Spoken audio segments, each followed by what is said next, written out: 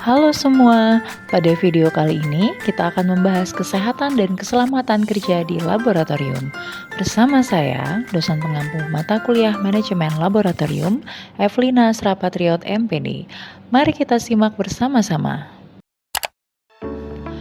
Tahukah kamu, laboratorium adalah tempat riset ilmiah, eksperimen, pengukuran, ataupun pelatihan ilmiah dilakukan.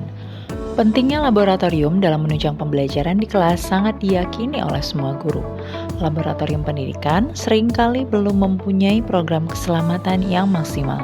Keselamatan dan kesehatan kerja atau yang disingkat dengan K3 merupakan suatu upaya untuk memberikan jaminan kesehatan dan keselamatan untuk meningkatkan derajat kesehatan para pekerja dengan cara pencegahan kecelakaan kerja, penyakit akibat kerja, pengendalian bahaya di tempat kerja, promosi kesehatan, dan rehabilitasi.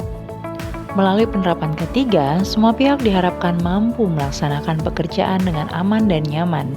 Apabila semua pihak melakukan pekerjaan tersebut telah menerapkan standar K3 yang ditetapkan, sehingga risiko yang mungkin timbul dapat dicegahi dan dihindari. Ada beberapa istilah dalam keselamatan dan kesehatan kerja yang harus kamu pahami melalui video ini. Aksiden atau kecelakaan adalah peristiwa yang tidak dikehendaki yang mengakibatkan kematian, cedera, penyakit akibat kerja, kerusakan, atau kerugian lainnya. Sedangkan insiden atau kejadian adalah peristiwa yang menimbulkan terjadinya suatu kecelakaan atau mempunyai potensi untuk menjadi kecelakaan.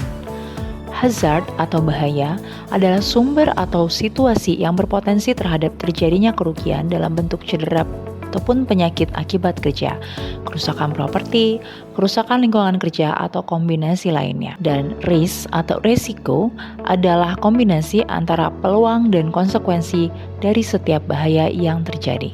Berikut ini merupakan salah satu kasus kecelakaan berupa kebakaran yang terjadi di laboratorium IPB yang menewaskan seorang mahasiswa yang tengah melakukan penelitian di Fakultas Peternakan Kampus IPB 18 Agustus 2023. Kasus ini diduga akibat dari sumber ledakan yang terjadi di area laboratorium tersebut. Beberapa penyebab kecelakaan tersebut dapat disebabkan oleh kondisi berbahaya atau unsafe condition dan perbuatan berbahaya atau unsafe action.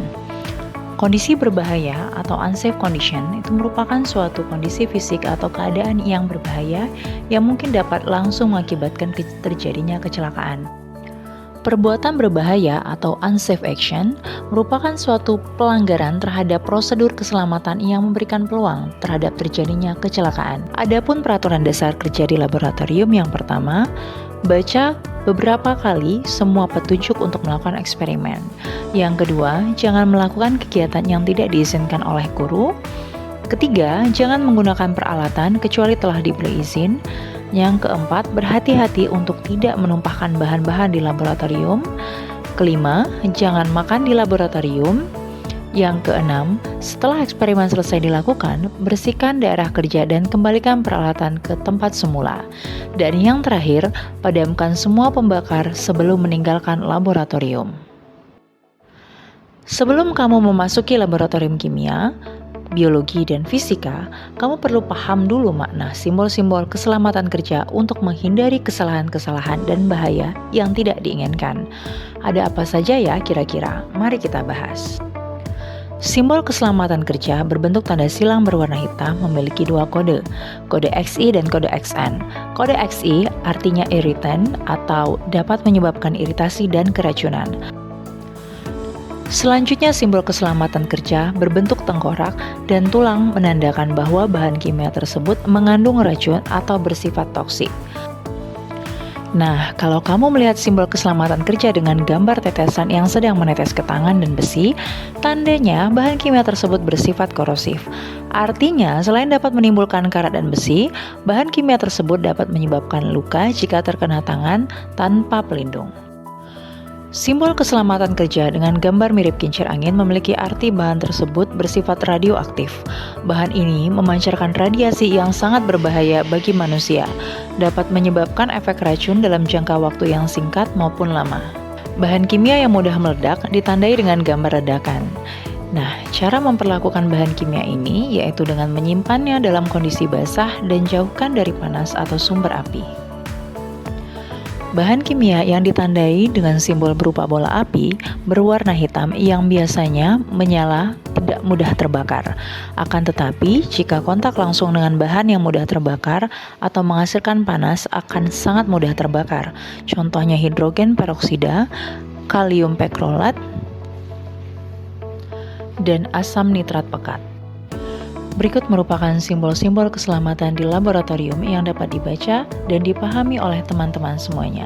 Silahkan diakses oleh teman-teman mahasiswa melalui link yang sudah dicantumkan melalui video. Alat pelindung diri berfungsi mengisolasi tubuh pekerja praktikan, peneliti, petugas lab terhadap pendedahan oleh bahan-bahan yang menyebabkan kotor, terlebih yang bersifat bahaya. Sekian pembelajaran kita pada materi keselamatan dan kesehatan kerja di laboratorium. Sampai berjumpa lagi di pertemuan perkuliahan selanjutnya.